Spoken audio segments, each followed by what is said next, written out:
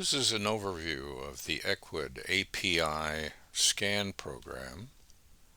And essentially what that does is from your PC, it establishes a connection back to the Ecwid database for your specific order history.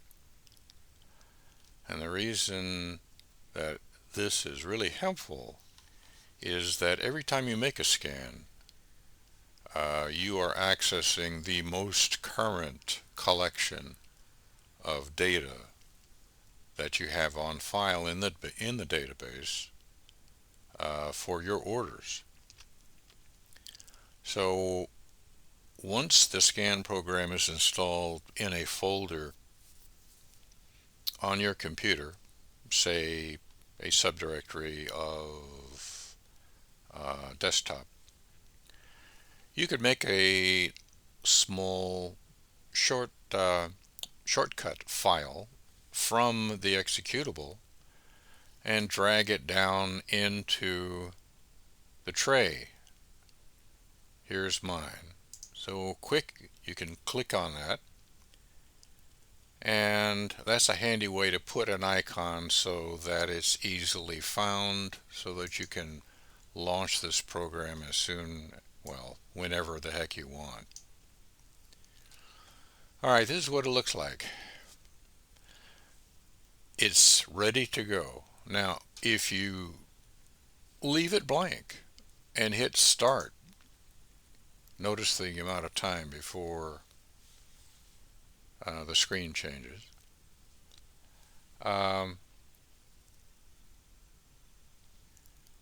What it's has done is run out to the Ecwid database and extracted every record that you have out there, from the first order to the most recent order.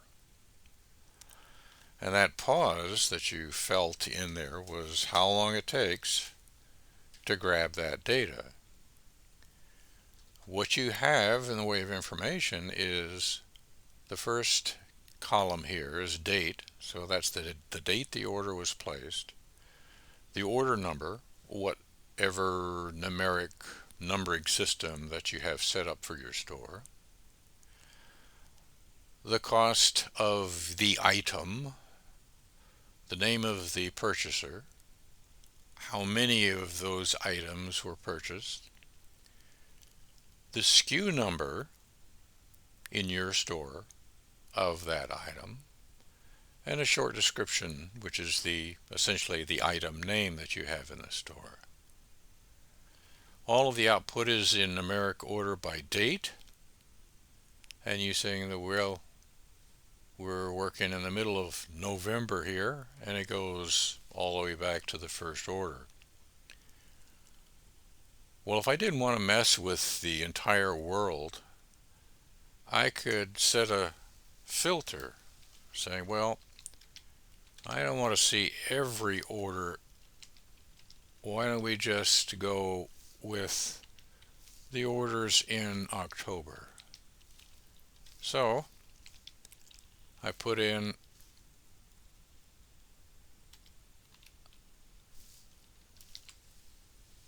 a limit and say, well, go back out to the database.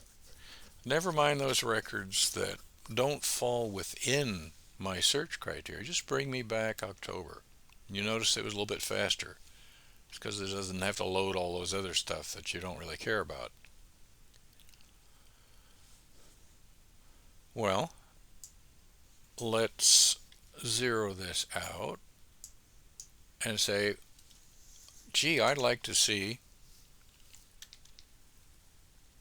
my big orders, or we'll say at least the orders between $50 and $100.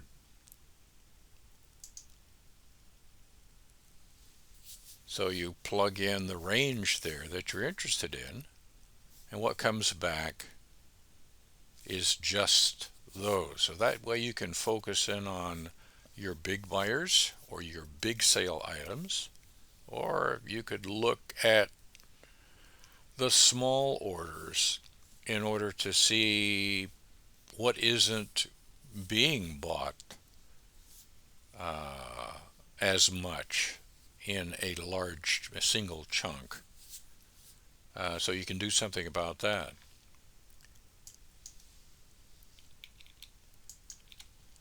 You have the option of putting in an email address of the buyer. Now, typically, the name is what I use because that's kind of what I remember off the top of my head. But in some cases, I've found that I will get a number of different names that are using the same email address, and I'm assuming that might be like for a family. So in order to kind of sort that out, you have the ability to put the order email address. Third column is a little bit different. It's buyer name or item or SKU number. You can't put multiple in this column. So we'll just say Jones. Just bang. I got that in the way of Jones. And you don't have to have, if you can't remember the person's name, you can put part of it.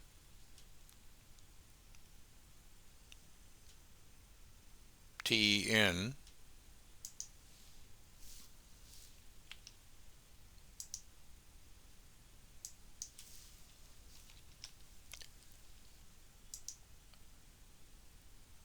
All right, here you go. JO gave me Jones and first part of Joy. Okay, so that would be buyer name. This might be what they bought. So I'll put in a circle and bang, everybody that bought a circle. I'll put in a SKU number where you can home in on a particular item based on SKU number.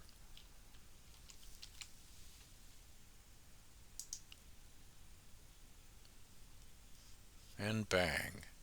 You notice we've got a date range. Now here's where it's kind of fun. You say, in this example wouldn't really be practical, but let's say you have a whole large list. And you say, well, gee, all I want is the month of July. So that would actually be this person right here. So you could use these in conjunction. So say from 01 to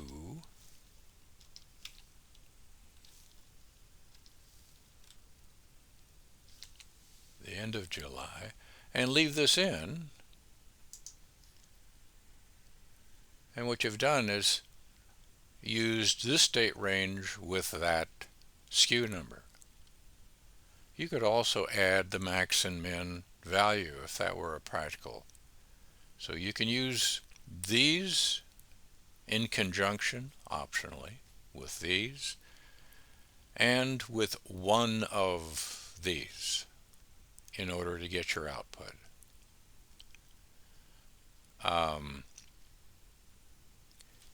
It leaves you with a very versatile way of quickly extracting information from your Ecwid database so that you can home in. So if you're trying to find out something specific about this order, for example, and the information wasn't displayed in these few columns, well, armed with this order number, you could go right back to the Ecwid software and say, okay, show me the complete order. And you'd be able to have all of the information you needed for either that order or the particular item that you're interested in. As a closing comment, every time that you make a scan, what comes back to the screen, like this information right here, is also written to a text file in your working directory. So if you needed to have a quick hard copy, it's there. The only caveat is the next time you make a scan, that text file will be overwritten. So don't forget to move that text file or print it off before you make the next scan. When you're ready to complete this scanning exercise, just click that button and the program leaves. Hope you have found this little overview informational.